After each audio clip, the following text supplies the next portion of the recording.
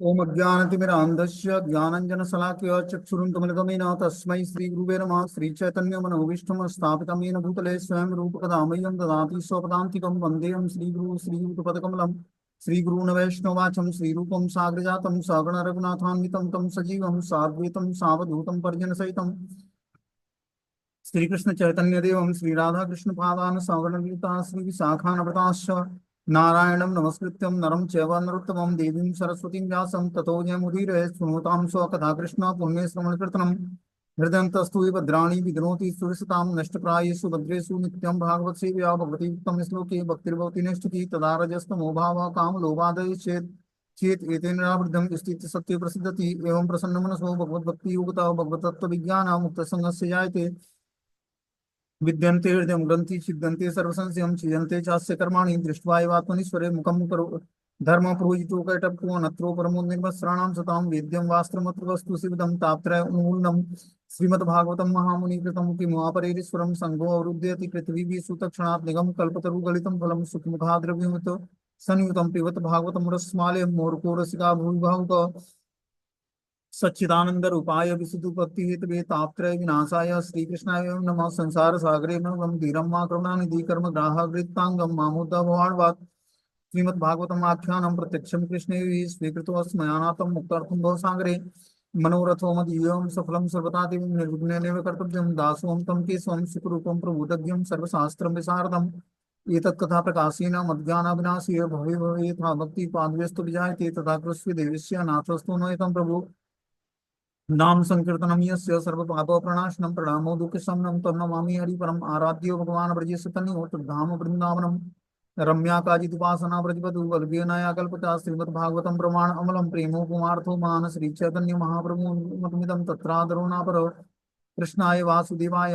हरे परमात्मने प्रणतक्लेशनाशाय गोविन्दाय नमो नमः। हे कृष्ण करुणा सिंधु दीनबंधु जगत्पते गोपेश गोपिका कांत राधा कांत नमस्ते तप्त कांचन गौरांगे श्री राधे वृंदावनेश्वरी वृषभानुसुते देवी प्रणमामि हरिप्रिय वाञ्छाकल्पतरुभ्यश्च कृपा सिन्धुभ्यो च पतितानां पावनेभ्यो वैष्णवेभ्यो नमो नमः। जय श्री कृष्ण चैतन्य प्रभु नित्यानंद श्री अद्वैत गदाधर श्रीवासादि श्री गौर भक्तवृंद हरे कृष्णा कृष्ण कृष्ण हरे हरे हरे राम राम राम हरे हरे। तो इसमें आज हम लोग बहुत श्रीमद् भागवतम का स्कंद संख्या 4 और श्लोक और अध्याय संख्या 5 दक्ष के यज्ञ का विध्वंस श्लोक संख्या 1 नंबर पढ़ना है। बोलते हैं मैत्रेय उवाच भो भवान्यां निधनं प्रजापतिर असत्कृतायाम् अवगम्य नारदात् स्वपार्षद सैन्य च तद्वरं भुवि विद्रा वृदावृतं क्रोधमपारमादते। मैत्रेय ने कहा कि जब शिव ने नारद से सुना कि उनकी पत्नी सती प्रजापति दक्ष द्वारा किए गए अपमान के कारण मर चुकी है और रिभुओं द्वारा उनके सैकड़ों सैनिक खदेड़ दिए गए हैं तो अत्यंत क्रोधित हुए। तो नारद मुनि क्या करते हैं कि देवलोक से वो नारद देवर्षि नारद क्या करते हैं सूचना प्रसारण मंत्री हैं। जैसे ही सती ने अपना त्याग किया शरीर का वैसे ही भगवान शिव के पास नारद जी आते हैं और बताते हैं कि आपकी पत्नी सती प्रजापति दक्ष के द्वारा अपमान किए जाने के कारण शरीर त्याग दिया उसने और रिभु ने आपकी सेना को खदेड़ दिया है। तब भगवान शिव सुनकर बहुत ही क्रोधित होते हैं। बोलते हैं शिव जी ने समझ लिया कि दक्ष की सबसे छोटी पुत्री होने के कारण सती ही शिव के कार्य की शुद्धता का प्रमाण प्रस्तुत कर सकती है और दक्ष तथा उनके बीच की भ्रांति को दूर कर सकती है। किंतु इस तरह का समझौता नहीं हो पाया। उल्टे जब बिना बुलाए ही सती अपने घर पिता के घर पहुंची तो उनके प्रति सम्मान प्रदर्शित न करके उनके पिता ने उसका जानबूझकर अपमान किया। सती स्वयं ही अपने पिता दक्ष का वध कर सकती थी क्योंकि वे साक्षात भौतिक शक्ति है और उन्हें इस ब्रह्मांड के अंदर मारने तथा उत्पन्न करने की अपार शक्ति है। बोलते हैं यहाँ पर कि शिव जी ने समझ लिया कि दक्ष की सबसे छोटी पुत्री होने के कारण सती ही शिव के कार्यों की शुद्धता का प्रमाण प्रस्तुत कर सकती है अपने पिता के सामने। क्योंकि शिव जी की स्थिति सती देवी जानती थी जबकि दक्ष नहीं पता था, दक्ष को नहीं पता था कि शिव जी की स्थिति क्या है, इसीलिए तो उसने अपमान किया उनका। तो जानते थे शिव जी की जो है जो दक्ष की सबसे छोटी पुत्री सती है यही हमारे कार्यों की शुद्धता का प्रमाण दक्ष की सभा में प्रस्तुत करेगी और दक्ष तथा उनके बीच की भ्रांतियां मनोमालिन्यता को दूर कर सकती है। किंतु इस तरह से समझौता नहीं हो पाया। भगवान ने जिस तरह सोचा था शिव ने कि इस तरह से हो सकता है समझौता हो जाए आपस में, क्योंकि भगवान शिव जो है ज्यादा देर तक किसी से रुष्ट नहीं होते हैं, ये उनकी महानता है। ठीक है ना। तो उन्होंने सोचा कि जो दक्ष की पुत्री जो है सती, हमारी जो पत्नी है, वो जा रही है, तो ये कार्य की जो हमारा जो कार्य की शुद्धता है उसका प्रमाण वो अपने दक्ष के सभा में प्रस्तुत करेगी, और हमें जो है फिर से हम लोग के बीच में जो मनों की मालिन्यता है वो दूर हो जाएगी। दक्ष और हमारे बीच में जो भ्रांति धारणाएं हैं वो समाप्त हो जाएंगी। किंतु इस तरह का समझौता नहीं हो पाया। उल्टे जब बिना बुलाए ही सती अपने पिता के घर पहुंची, तो उनके प्रति सम्मान प्रदर्शित न करके उनके पिता ने उनका जानबूझकर अपमान कर दिया। लेकिन जैसा शिव ने सोचा था, भगवान शिव ने, वैसा हुआ नहीं। उल्टे जब बिना बुलाए सती गई अपने पिता के घर पर, तो उनके प्रति सम्मान प्रदर्शित न करके दक्ष ने उनका जानबूझकर अपमान कर दिया। सती स्वयं ही अपने पिता दक्ष का वध कर सकती थी, क्योंकि वे साक्षात भौतिक शक्ति है, और उनमें इस ब्रह्मांड के अंदर मारने और उत्पन्न करने की अपार शक्ति भी है। ब्रह्म संहिता में उनकी शक्ति का वर्णन इस प्रकार हुआ है कि वे अनेक ब्रह्मांडों का सृजन और संहार करने में सक्षम है। माता दुर्गा जो सती हैं इस समय, वो अनेक ब्रह्मांडों का सृजन और संहार करने में सक्षम है। तो चाहती तो दक्ष का वध कर सकती थी, क्योंकि वो साक्षात भौतिक शक्ति है, भगवान की बहिरंग शक्ति है। किंतु इतनी शक्तिमान होते हुए भी वो पूर्ण पुरुषोत्तम भगवान कृष्ण के आदेश के अनुसार ही उनकी छाया की भांति कार्य करती हैं। सती के लिए अपने पिता को दंडित करना कठिन न था, लेकिन उन्होंने सोचा कि पुत्री होने के नाते अपने पिता का वध करना उचित नहीं है। इस तरह उन्होंने अपने शरीर को त्याग करने का निश्चय किया।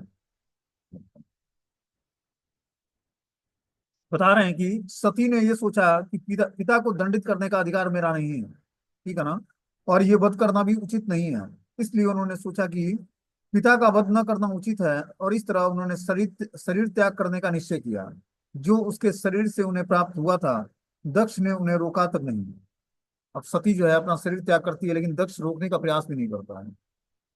जब सती ने अपना शरीर त्याग दिया, तो नारद ने उसकी जानकारी भगवान शिव को दी। नारद सदैव ऐसे महत्वपूर्ण सूचनाएं ले जाते हैं। जब शिव ने सुना कि उनकी साध्वी पत्नी मारी मर जा चुकी है, तो स्वाभाविक रूप से अत्यंत क्रुद्ध हुए। उन्हें यह भी पता चला कि भृंग मुनि ने यजुर्वेद के मंत्रों के पाठ से ऋभुओं को उत्पन्न किया है, और इन देवताओं ने उनके उन समस्त पार्षदों को खदेड़ दिया है जो यज्ञ स्थल में उपस्थित थे। तो उनको ये भी नारद मुनि ने बताया कि जो है भृंग मुनि के ने ये यजुर्वेद मंत्रों का उच्चारण किया और उससे ऋभुओं को प्रकट किया, जो देवताओं ने उनके उन समस्त पार्षदों को खदेड़ दिया। जितने भी ऋभु देवता प्रकट हुए यजुर्वेद मंत्रों के उच्चारण से, वो सारे क्या करते हैं, भगवान शिव के पार्षदों को खदेड़ देते हैं, जो सती माता के साथ उस यज्ञ में आए हुए थे।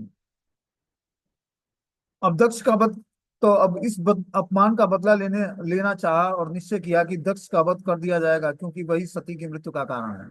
अब भगवान शिव ने सोचा, यज्ञ स्थल में उपस्थित थे जो भी पार्षद जब खदेड़े गए, तो उन्होंने सोचा कि इस अपमान का बदला लेने के लिए हम लोग निश्चित रूप से दक्ष का वध कर दिया जाए, क्योंकि वही सती की मृत्यु का कारण है।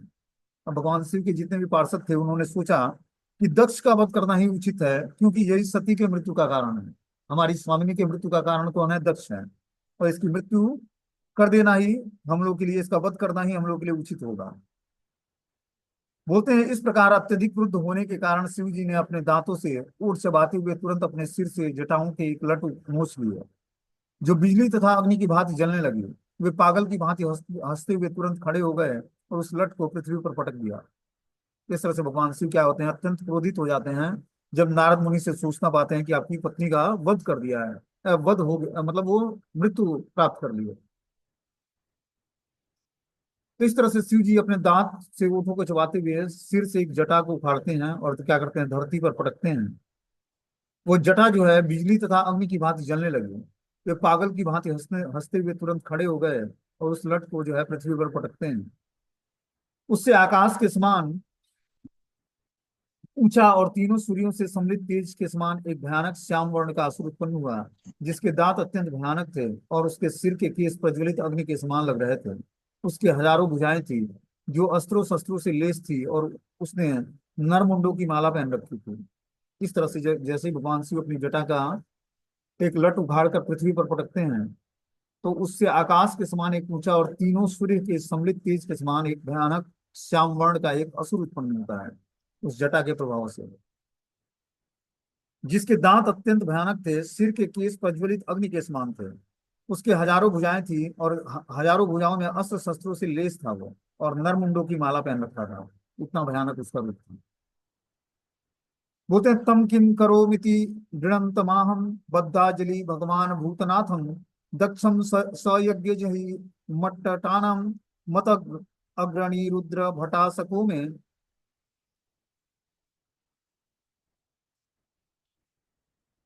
उस महाकाय असुर ने जब हाथ जोड़कर पूछा कि हे नाथ, मैं क्या करूं। भूतनाथ रूप भगवान शिव ने प्रत्यक्ष आदेश दिया कि तुम मेरे शरीर से उत्पन्न होने के कारण मेरे समस्त पार्षदों के प्रमुख हो, अतः यज्ञ पर जाकर दक्ष को उसकी सैनिकों सहित मार डालो।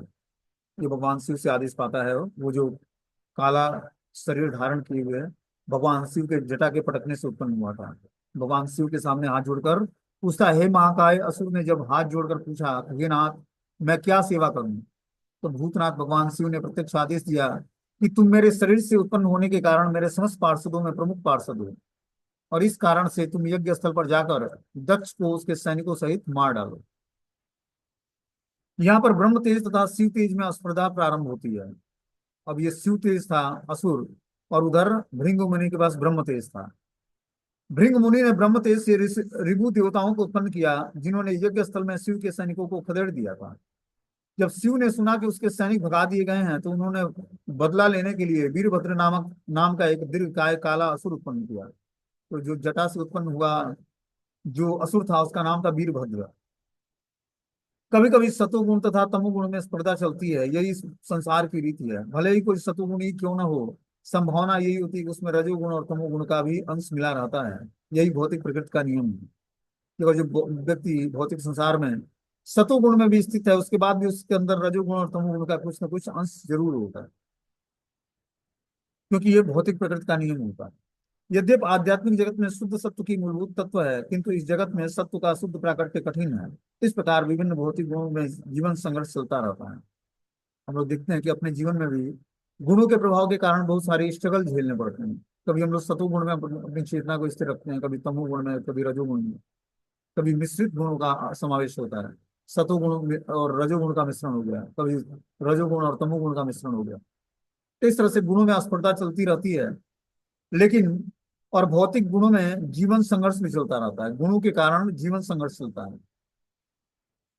जैसे हम लोग देखते हैं कि भक्ति में भी बहुत सारा उतार चढ़ाव आता है अपने जीवन में। क्या, गुणों के प्रभाव के कारण। कभी सात्विक चेतना हमारी जो है कभी सतोगुण की वृत्ति धारण करती है, तो ज्यादा से ज्यादा हमें स्पिरिचुअल एक्टिविटी करने की इच्छा होती है। कभी तमोगुण की वृत्ति आती है तो नींद लगने लगती है। कभी रजोगुण की वृत्ति आती है तो भौतिक लालसाएं हृदय में जागृत हो जाती हैं। जब तक व्यक्ति शुद्ध सत्व के प्लेटफॉर्म पर अपनी चेतना को स्थिर नहीं करेगा, तब तक वो इन गुणों के प्रभाव से निकल नहीं पाएगा, और तब तक वो भक्ति में स्थिर नहीं हो पाएगा। बोलते हैं, प्रजापति दक्ष को लेकर शिव तथा भृंग मुनि के बीच का यह संघर्ष प्रकृति के विभिन्न गुणों के मध्य स्पर्धा का ज्वलंत उदाहरण है। कि भगवान शिव भी और दूसरी तरफ भृंग मुनि भी प्रकृति के तीन गुणों के अंतर्गत थे, और उनके बीच में जो स्पर्धा चल रही है, ये उसका ज्वलंत उदाहरण है गुणों का। तो किस प्रकार गुणों के प्रभाव से व्यक्ति कैसी एक्टिविटी करता है। बोलते हैं, आग आग्यप्यम च एवं कुपितेन मन्यूनाम न देव देवम परिचक्रमे विभुम मीना तदा आत्म संगरहंसाम महीयसाम तात सहम सहिष्णु। मैत्रेय ने आगे बताया कि हे विदुर, वह श्याम पुरुष भगवान का साक्षात क्रोध था, और शिव जी के आदेश का पालन करने के लिए उद्यत था। इस प्रकार किसी भी विरोधी शक्ति का सामना करने में अपने को समर्थ समझकर उसने भगवान शिव की प्रदक्षिणा की। बता रहे हैं मैत्रेय ऋषि आगे की, हे विदुर, वो जो श्याम पुरुष प्रकट हुआ था, जो वीरभद्र नाम से था, वो भगवान शिव जी का साक्षात क्रोध का साक्षात मूर्तिमान स्वरूप था। शिव जी के आदेश का पालन करने के लिए उद्यत था वो। इस प्रकार किसी भी विरोधी शक्ति का सामना करने में अपने को समर्थ समझकर उसने भगवान शिव जी की प्रदक्षिणा करी। पहले भगवान शिव से हाथ जोड़कर प्रार्थना किया कि आदेश क्या है मेरे मेरे लिए। फिर उस आदेश का पालन करने के लिए भगवान शिव की प्रदक्षिणा करता है और उनको प्रणाम करता है। फिर से आगे घोर गर्जना करते हुए शिव के अन्य अनेक सैनिक भी उस भयानक असुर के साथ हो लिया। अब जैसे ही वो असुर जाने लगा, तो वैसे ही भगवान शिव के समस्त सैनिक भी उस भयानक असुर के साथ हो लिए, वह एक विशाल त्रिशूल लिए हुए था, जो इतना भयानक था कि मृत्यु का भी वध करने में समर्थ था। उसके पांवों में कड़े थे और गर्जना करते प्रतीत हो रहे थे। तो पांवों में जो उसने कड़ा पहन रखा था, वो कड़ा भी गर्जना कर रही थी, इतना भयानक वो असुर था। उस समय यज्ञ स्थल में एकत्रित सभी लोग, पुरोहित, प्रमुख, यजमान, ब्राह्मण और उनकी पत्नियां आश्चर्य करने लगे, ये अंधकार कहाँ से आ रहा है। बाद में उनकी समझ में आया कि यह धूल भरी आंधी थी। वे सभी अत्यंत व्याकुल हो गए। तो जब असुर चलता तो धूल भरी आंधी चलने लगती और चारों तरफ अंधेरा छा जाता। इतना वो, उसकी इतनी शक्ति थी, आसुरी शक्ति। बता रहे हैं, उस समय यज्ञ स्थल में एकत्रित सभी लोग, पुरोहित, प्रमुख, यजमान, ब्राह्मण और उनकी पत्नियां आश्चर्य करने लगे कि यह अंधकार कहाँ से छा रहा है। इतना लंबा चौड़ा था कि उस सूर्य को ढक लिया था। चारों तरफ अंधकार का वातावरण होने लगा। बाद में उनकी समझ में आया कि यह धूल भरी आंधी थी और वे सभी अत्यंत व्याकुल हो गए। बोलते हैं, वातान वांति न ही संति दस्वम प्राचीन बहिर्जीववती हो ग्रदंडम गावो न कालयंति इदम कुतोरजो लोका अधूनाम की प्रलयाय कल्पते। आंधी के स्रोत के संबंध में अनुमान लगाते हुए उन्होंने कहा, न तो तेज हवा चल रही है, न गौवें ही जा रही हैं, न यह संभव है कि यह धूल भरी आंधी लुटेरों द्वारा उठी है, क्योंकि अभी भी बलशाली राजा बहिर उन्हें दंड देने के लिए जीवित हैं। तो फिर यह धूल भरी आंधी कहाँ से आ रही है? क्या इस लोक का प्रलय होने वाला है? इस तरह से जो भी यज्ञ में बैठे हुए लोग थे, उन्होंने ये अंदाज अनुमान लगाया कि आंधी के स्रोत के संबंध में अनुमान लगाते हुए उन्होंने कहा, सारे पुरोहित, यजमान और ब्राह्मण और उनकी पत्नियां,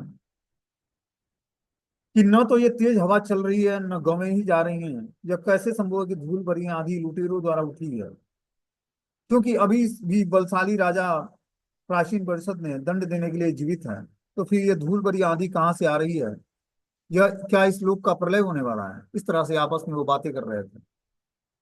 बोलते हैं, इस श्लोक में विशेष रूप से प्राचीन बहिर्जीवती महत्वपूर्ण है। यह भूभाग का राजा प्राचीन बहिर नाम से जाना जाता था। यद्यपि वह वृद्ध था, किंतु अत्यंत शक्तिशाली शासक था। इस प्रकार चोरों तथा लुटेरों के आक्रमण की कोई संभावना न थी। अप्रत्यक्ष रूप से यहाँ यह कहा गया है कि जब शासक शक्तिशाली नहीं होता, तभी राज्य में चोर, लुटेरे, अवांछित लोग उचक्के रहते हैं। जब न्याय के नाम पर चोरों को छूट दे दी जाती है, तो ऐसे लुटेरे तथा अवांछित लोगों से राज्य में अशांति फैलती है। शिव जी के सैनिकों तथा अनुचरों से उठी हुई धूलि प्रलयकालीन दृश्य उपस्थित कर रही थी। जब इस सृष्टि का संहार होता है, तो यह कार्य शिव ही संपन्न करते हैं। अतः उनके द्वारा उत्पन्न स्थिति दृश्य जगत के प्रलय काल की सी थी। इस तरह से जब प्रलय काल होता है, तो इस तरह से चारों तरफ अंधेरा छा जाता है, चोरों लुटेरों का आक्रमण हो जाता है, और जो है अवांछित चीजों, अवांछित लोग जो है उत्पन्न हो जाते हैं। इस तरह से बता रहे हैं कि इस श्लोक में उस समय प्राचीन परिषद का राज्य था, जो बहुत ही शक्तिशाली संपन्न राजा था। यद्यपि वो वृद्ध था, लेकिन उसका शासन काल जो बहुत ही दृढ़ था। चोर, लुटेरे और उचक्के जो है उसके राज्य में प्रवेश नहीं कर पाते थे, और अवांछित लोग राज्य में अशांति फैला नहीं पाते थे। शिव जी के सैनिकों तथा अनुचरों से उठी हुई धूलि प्रलयकालीन दृश्य उपस्थित कर रही थी। जब शिव जी के अनुचर वहां से चले, शिवलोक से, खासकर जो उनका उत्पन्न किया हुआ जो भयंकर असुर था, तो प्रलयकालीन धूलि के समान दृश्य उपस्थित हो गया। जब वो इस प्रकार सृष्टि का संहार होना होता है, तो यह कार्य भगवान शिव के द्वारा संपन्न किया जाता है। अतः उनके द्वारा उत्पन्न स्थिति दृश्य जगत के प्रलय काल की सी थी। इस प्रकार बहुत ही भयानक भयानक दृश्य वहां पर क्रिएट हो गया। होते हैं, प्रसूति मिश्राम स्त्रिय उदिग्न चित्ताम ऊचु विपाको बीजनस्य एव तस्यम यत् पश्यतीनां दुहितॄणा प्रजेशम सुताम सतीम वध्या व नागाम। दक्ष की पत्नी प्रसूति एवं वहां पर एकत्र अन्य स्त्रियों ने अत्यंत आकुल होकर कहा कि यह संकट दक्ष के कारण सती की मृत्यु से उत्पन्न है, क्योंकि निर्दोष सती ने अपनी बहनों के देखते देखते अपना शरीर त्याग दिया है। क्या बोलते हैं कि दक्ष की पत्नी प्रसूति, जो दक्ष की पत्नी थी और सती देवी की जो माता थी, वो प्रसूति नाम था उसका, बोल रही है, वहां पर एकत्र अन्य स्त्रियों ने अत्यंत आकुल होकर कहा, यह संकट दक्ष के कारण सती की मृत्यु से उत्पन्न हुआ है। ये जो परिस्थिति हम लोग की विपरीत हुई है, इसका कारण स्वयं दक्ष ही है। क्योंकि इसी के कारण सती ने मृत्यु को प्राप्त किया है, क्योंकि निर्दोष सती ने अपनी बहनों से के देखते देखते अपना शरीर त्याग दिया। इतना दक्ष ने उसका अपमान किया सती का कि लास्ट में उसके पास और कोई उपाय नहीं बचा, तो उसने क्या किया, अपना शरीर त्याग दिया। बोलते हैं उदार मना प्रसूति तुरंत समझ गई कि ये कठोर हृदय प्रजापति दक्ष कि अशुभ कार्य के ही से ही यह संकट आ खड़ा हुआ है। वह इतना क्रूर था कि अपनी सबसे छोटी पुत्री को उसके बहनों के समक्ष आत्महत्या करने के लिए भी रोक नहीं सका। सती की माँ ही समझ गई कि अपने पिता द्वारा अपमानित होने के कारण इस सती को कितना कष्ट हुआ होगा। सती अन्य सभी बेटियों के साथ ही उपस्थित थी। दक्ष ने जानबूझकर उसे छोड़कर अन्य सभी को भलीभांति सत्कार किया, क्योंकि वह शिव की पत्नी जो ठहरी। इस विचार से दक्ष की पत्नी को आसन्न संकट का विश्वास हो चुका था और उसे ज्ञात था कि दक्ष को अपने इस जघन्य कार्य के लिए मरने के लिए तैयार रहना चाहिए। इस तरह से बता रहे हैं कि दक्ष की जो पत्नी थी उसका नाम था प्रसूति। वो जानती थी कि कठोर हृदय दक्ष प्रजापति के अशुभ कार्यों से ही यह संकट इस समय आ खड़ा हुआ है। वो उसको ये भी पता था कि दक्ष इतना क्रूर है कि अपनी छोटी बहन को उसकी बहनों के सामने ही हत्या करने से रोक नहीं सका। जब आत्महत्या सब बहनों के सामने और इसके सामने कर रही थी सती, तो इसने रोकने का भी प्रयास नहीं किया। सती की माँ समझ सकी कि अपने पिता द्वारा अपमानित होने के कारण सती को कितना कष्ट हुआ। सती अन्य सभी बेटियों के साथ ही उपस्थित थी और दक्ष ने जानबूझकर उसे छोड़कर अन्य सभी को भली बात क्या किया, सम्मान प्रदान किया, लेकिन इसको प्रदान नहीं किया सती को। और इस कारण से शिव की पत्नी जो ठहरी, इस कारण से इसने सती को जो है आदर नहीं दिया। इस विचार से दक्ष की पत्नी को आसन्न संकट का विश्वास हो चुका और उसे ज्ञात था कि दक्ष को इस कारण से, इस जघन्य कार्य करने से इसको मरने के लिए तैयार रहना चाहिए। प्रलय के समय शिव के बाल बिखर जाते हैं। वे अपने त्रिशूल से विभिन्न दिशाओं में शासकों को भेद देते हैं। वे गर्वपूर्वक अट्टहास करते हुए तांडव नृत्य करते हैं और दिक्पतियों की भुजाओं को पताका के समान बिखेर देते हैं। जिस प्रकार मेघों की गर्जना से समस्त लोकों में बादल चित्रा जाते हैं। बोलते हैं जब प्रलय का समय आता है तो शिव जी अपने बाल बिखेर देते हैं, जटा खोल देते हैं और त्रिशूल से विभिन्न दिशाओं में दिक्पालों को भेद देते हैं। जितने भी दसों दिशा के दिक्पाल हैं, मतलब रक्षक हैं, सबको क्या करते हैं, त्रिशूलों से बेधते हैं, मारते हैं उसको और गर्वपूर्वक अट्टहास करते हुए तांडव नृत्य करते हैं। इस प्रकार दिक्पतियों की भुजाओं को पताकाओं के समान बिखेर देते हैं। जिस प्रकार मेघों की गर्जना से समस्त लोगों के में बादल बिखर जाते हैं, इस प्रकार भगवान शिव क्या करते हैं, दसों दिशाओं के जो दिक्पाल हैं उनको उनकी भुजाओं पर अपने त्रिशूल से वार करते हैं, जिससे उनके भुजाएं जो है पताकाओं के समान बिखर जाते हैं। उदाहरण प्रसूति को अपने दामाद शिव की शक्ति का आभास था, अतः प्रलय काल में ही वे जो कुछ करते हैं उसका वह वर्णन कर रही है। इससे संकेत मिलता है कि शिव की शक्ति इतनी अपार है कि उनके समक्ष दक्ष की कोई विशारद ही नहीं है। प्रलय के समय शिव जी अपने हाथ में त्रिशूल लेकर दिक्पालों के ऊपर नृत्य करते हैं और उनकी जटाएं उसी प्रकार बिखर जाती हैं जिस प्रकार बादल चारों ओर बिखर कर अखंड वृष्टि करते हैं। प्रलय की अंतिम अवस्था में सभी लोग जल में मग्न हो जाते हैं और वह जला अपलावत शिव के नृत्य के कारण होता है। इस नृत्य प्रलय नृत्य कहलाती है। प्रसूति की समझ में आ रहा था कि आने वाला संकट दक्ष द्वारा अपनी पुत्री के निरादर से ही नहीं, वरना शिव की प्रतिष्ठा एवं सम्मान की उपेक्षा करने से उत्पन्न हुआ। तो जो प्रसूति थी दक्ष की पत्नी, उसको ये पता था कि भगवान शिव कितने शक्तिमान हैं, ठीक है ना। और उसको ये भी पता था कि ये जो सती ने अपना शरीर त्याग किया है, ये अपने अपमान के कारण नहीं इसने, बल्कि अपने पति शिव के की प्रतिष्ठा और सम्मान की उपेक्षा करने के कारण इसने अपना शरीर त्याग किया है। कि दक्ष ने भगवान शिव की प्रतिष्ठा मतलब रिस्पेक्ट नहीं दिया और सम्मान नहीं किया, इस कारण से सती ने अपना शरीर त्याग किया है। उस विराट श्याम पुरुष ने अपने डरावने दांत निकाल लिए। अपनी भुजाओं के चाल से उसने आकाश भर के तारों को तितर बितर कर दिया और उन्हें अपने प्रबल भेदक तेज से आच्छादित कर दिया। दक्ष के कुव्यवहार के कारण दक्ष के पिता ब्रह्मा तक इस घोर कोप प्रदर्शन से नहीं बच सकते थे। बोलते हैं उस विराट श्याम पुरुष ने अपने डरावने दांत निकालने लगे। अपनी भुजाओं के चलायमान से उसने आकाश भर के तारों को तितर बितर कर दिया। इतना वो शक्तिशाली था कि अपने भुजाओं के चालन से जो भू होता है आंख के ऊपर, उसके चालन से क्या करता है, आकाश के सारे तारों को तितर बितर कर देता है, उन्हें अपने प्रबल भेदक तेज से आच्छादित कर देता है। और दक्ष के कुव्यवहार के कारण दक्ष के पिता ब्रह्मा तक इस घोर कूप प्रदर्शन से नहीं बच सकते थे। जो भगवान शिव ने कूप प्रदर्शित किया, उससे दक्ष तो जाता ही, मतलब मृत्यु को प्राप्त होता है, यहाँ तक कि ब्रह्मा भी उस घोर कूप से प्रदर्शन से डरने लगे। जब सभी लोग परस्पर बातें कर रहे थे तो दक्ष को समस्त दिशाओं में पृथ्वी से तथा आकाश से अशुभ संकेत दिखाई पड़ने लगे। अब चारों तरफ जो है, दक्ष को समस्त दिशाओं में पृथ्वी और आकाश में अशुभ संकेत दिखाई पड़ने लगते हैं। बोलते हैं इस श्लोक में दक्ष को महात्मा कहा गया है। महात्मा शब्द की टीका विभिन्न टीकाकारों ने अपने अपने ढंग से की है। वीर राघव आचार्य ने संकेत किया है कि इस महात्मा शब्द का अर्थ है स्थिर हृदय। कहने का तात्पर्य यह है कि दक्ष इतना पुष्ट हृदय था कि पुत्री अपने प्राण देने को तत्पर थी, फिर भी वो हिला नहीं, स्थिर बना रहा। इतने पर भी जब उसने विराट श्याम असुर द्वारा उत्पन्न विविध प्रकार के उत्पातों को देखा तो विचलित हो गया। क्या बोलते हैं यहाँ पर कि दक्ष को महात्मा कहा गया है। महात्मा शब्द की टीका विभिन्न टीकाकारों ने अपने अपने ढंग से की है कि महात्मा किसको बोला जाता है। बोलते हैं वीर राघव आचार्य ने संकेत किया है कि इस महात्मा शब्द का अर्थ है स्थिर हृदय। कहने का तात्पर्य है कि दक्ष इतना पुष्ट हृदय था कि पुत्री अपने प्राण देने को तत्पर थी, फिर भी वह हिला नहीं, स्थिर बना रहा। इतने पर भी जब उसने विराट श्याम असुर द्वारा उत्पन्न विविध प्रकार के उत्पातों को देखा तो विचलित हो गया। इस संबंध में विश्वनाथ चक्रवर्ती ठाकुर की टिप्पणी है कि महात्मा कहलाए जाने के बावजूद जब तक किसी में महात्मा के लक्षण प्रकट न हो तब तक उसे दुरात्मा समझना चाहिए। भगवत गीता में महात्मा शब्द भगवान के शुद्ध भक्त के लिए आया है कि जो भगवान का शुद्ध भक्त होता है वही महात्मा कहलाता है। महात्मा नस्तुमाम पार्थम दैवी प्रकृति मासिकम। महात्मा सदैव भगवान की अंतरंग शक्ति के मार्गदर्शन में कार्य करता है।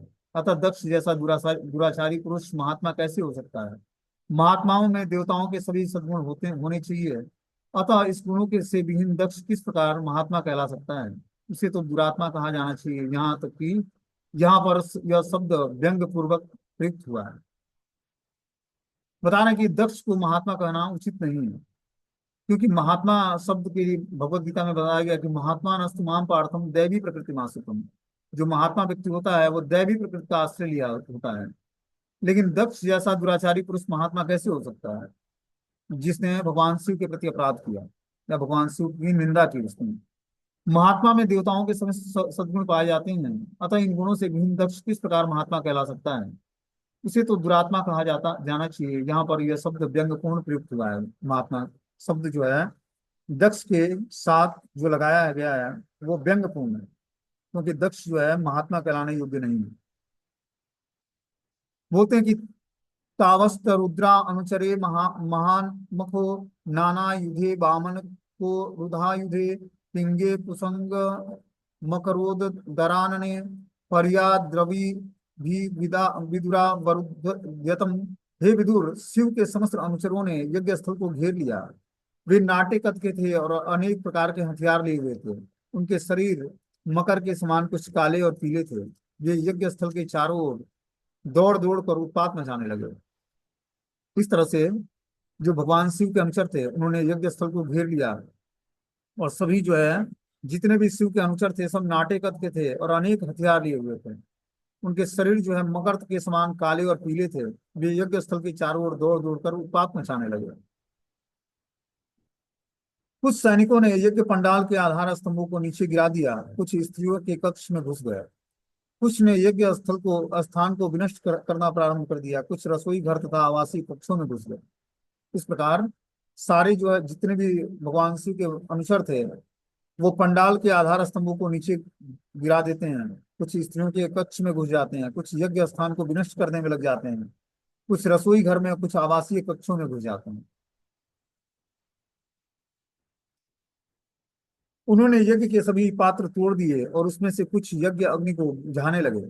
कुछ एक ने तो यज्ञ स्थल की सीमांकन मेखलाएं तोड़ दी और कुछ ने यज्ञ स्थल में पेशाब कर दिया। इस तरह से सारे जो अनुचर थे भगवान शिव के वो यज्ञ अग्नि को विध्वंस करने पर लग गए। कुछ ने यज्ञ स्थल में में जो पात्र थे यज्ञ करने के सबको क्या किया, उसने तोड़ दिया। और कुछ ने यज्ञ स्थल को, यज्ञ में अग्नि जो जल रही थी उसको बुझाने लगे। कुछ ने यज्ञ स्थल में सीमांकन में खलाएं तोड़ दी और कुछ ने यज्ञ स्थल में ही पेशाब कर दिया। इनमें से कुछ ने भागते मुनियों का रास्ता रोक लिया, किसी ने वहां पर एकत्र स्त्रियों को डराया धमकाया और कुछ ने पंडाल से भागते हुए देवताओं को बंदी बना लिया। इस तरह से सारे जो पार्षद जो भगवान के थे, शिव के अनुचर, उस यज्ञ स्थल में सारा जो है हाहाकार मचा देते हैं। बोलते हैं इनमें से कुछ ने भागते मुनियों का रास्ता रोक लिया, जो मुनि भागने लगे इनको देखकर उनके रास्ते रोकने लगे, किंतु वे वहां पर एकत्रित स्त्रियों से को डराया धमकाया और कुछ ने पंडाल से भागते हुए देवताओं को बंदी बना लिया।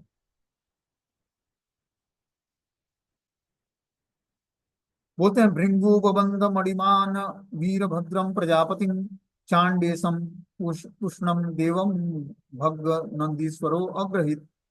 शिव के एक अनुचर मणिमान ने भृंग मुनि को बंदी बना लिया और श्याम असुर वीरभद्र ने प्रजापति दक्ष को पकड़ लिया।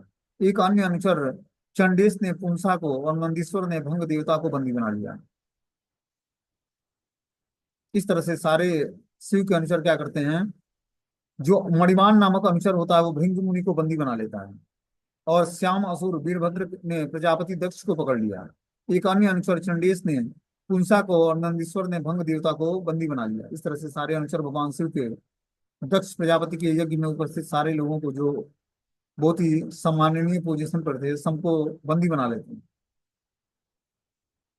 लगातार पत्थरों की वर्षा के कारण समस्त पुरोहितों तथा यज्ञ में एकत्र अन्य सदस्य महान संकट में पड़ गए। अपने प्राणों के भय से भी चारों ओर तितर बितर होने लगे।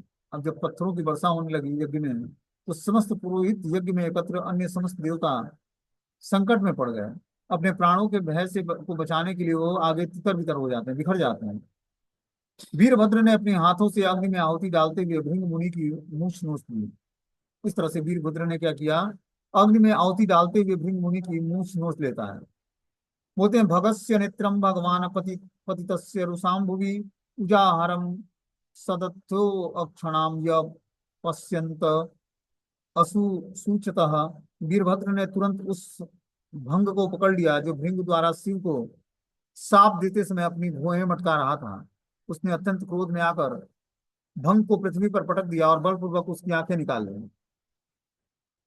जिस प्रकार बलदेव ने अनिरुद्ध के विवाह उत्सव में धृत कृणा के समय कलिंग राज दंत वक्र के दांत उखाड़ लिए थे, उसी प्रकार से वीरभद्र ने दक्ष तथा पुंसा दोनों के दांत उखाड़ लिए, क्योंकि दक्ष ने शिव को साप दिए जाने जाते समय दांत दिखाए थे और पुंसा ने भी सामति स्वरूप हंसते हुए दांत दिखाए थे। तो इस तरह से वीरभद्र जो भगवान शिव की जटा से उत्पन्न हुआ था, वो क्या करता है,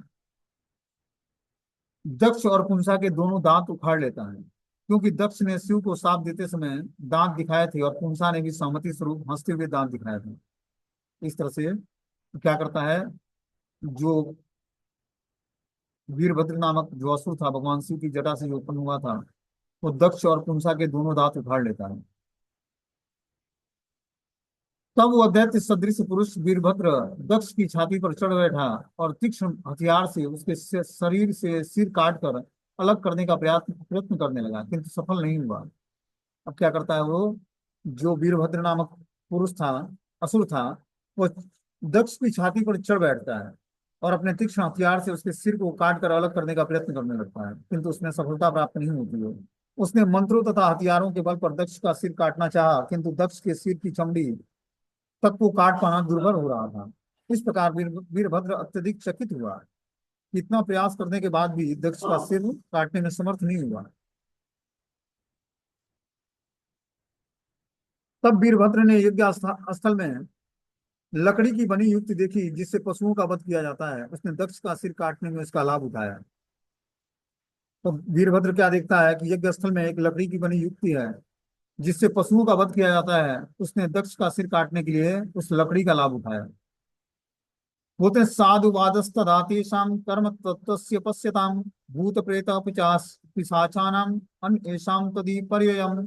वीरभद्र के कार्यों से शिव जी के दल को प्रसन्नता हुई और वह वाह वाह कहकर उठा। जितने भी भूत प्रेत और असुर वहां आए थे उन सबों ने भयानक किलकारियां भरी। दूसरी ओर यज्ञ का भार संभालने वाले ब्राह्मण दक्ष की मृत्यु के कारण शोक से चित्कार करने लगे। क्या बोलते हैं कि वीरभद्र के कार्य से शिव जी के दल को प्रसन्नता हुई। जब वीरभद्र जो कार्य कर रहा था वो शिव जी चाहते थे कि वो कार्य करे, इस कारण से भगवान शिव बड़े प्रसन्न होते हैं और वो बाह बाह कर उठ खड़े होते हैं। जितने भी भगवान शिव के अनुचर थे, भूत प्रेत और असुर वहां आए, उन सबों ने भयानक किलकारियां भरी। दूसरी ओर यज्ञ का भार संभालने वाले ब्राह्मण दक्ष की मृत्यु के कारण शोक से चित्कार करने लगे। दूसरी तरफ जो दक्ष के यज्ञ में आए हुए ब्राह्मण थे, वो क्या करते हैं, मृत्यु के कारण शोक से चित्कार करने लगते हैं। फिर वीरभद्र ने उस सिर को लेकर अत्यंत क्रोध से यज्ञ अग्नि की दक्षिण दिशा में आहुति के रूप में डाल दिया। इस प्रकार शिव के अनुचरों ने यज्ञ की सारी व्यवस्था तहस नहस कर डाली। समस्त यज्ञ क्षेत्र में आग लगाकर अपने स्वामी के धाम कैलाश के लिए प्रस्थान कर गए। इस तरह से शिव जी के जो अनुचर थे, खासकर जो वीरभद्र नामक असुर था, वो सिर को लेकर क्या करता है, दक्ष के सिर को दक्षिण दिशा में आहुति के रूप में डाल देता है यज्ञ में। इस प्रकार शिव के अनुचरों ने यज्ञ की सारी व्यवस्था को तहस नहस कर दिया और समस्त यज्ञ क्षेत्र में आग लगाकर अपने स्वामी के धाम कैलाश के लिए प्रस्थान कर जाते हैं। इस तरह से वहां पर अब जो है दक्ष की मृत्यु हो जाती है और फिर सारे भगवान शिव के अनुचर अब कैलाश के लिए प्रस्थान कर जाते हैं। आगे जो है ब्रह्मा जी शिव जी को मनाते हैं, उसका स्टोरी हम लोग कल सुनेंगे, क्या करते हैं, कैसे भगवान ब्रह्मा जी जो है शिव जी को मनाने का प्रयास करते हैं। ठीक है, हरे कृष्ण। मीटिंग क्लोज हो जाएगा।